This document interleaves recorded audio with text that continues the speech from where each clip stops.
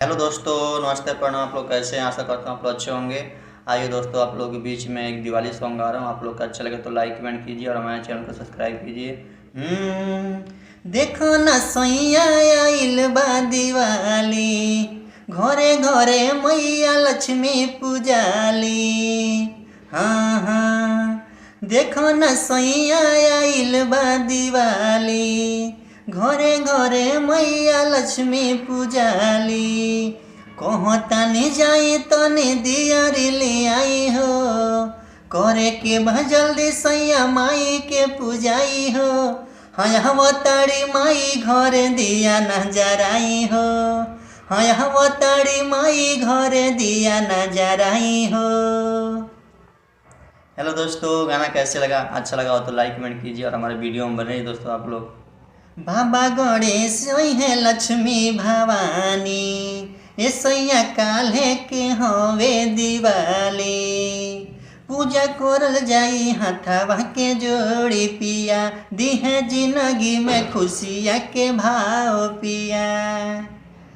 दिहन आशीष ऐसे माई हर साई हो, हमनी के जिंदगी के दुख हट जाई हो।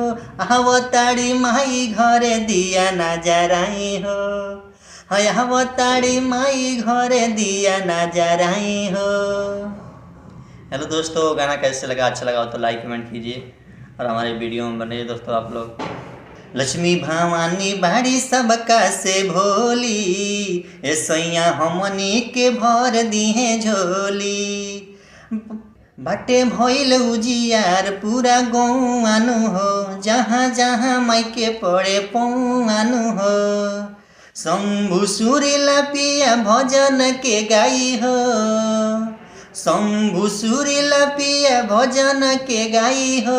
आवताड़ी माई घरे दिया ना जराई हो, आवताड़ी माई घरे दिया ना जराई हो।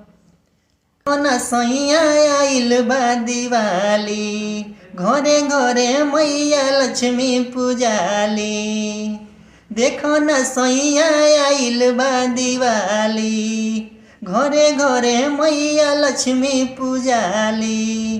कहतानी जाई तनी दियारी ले आई हो, करे के बा जल्दी सैया माई के पूजाई हो। आवताड़ी माई घरे दिया ना जराई हो, आवताड़ी माई घरे दिया ना जराई हो।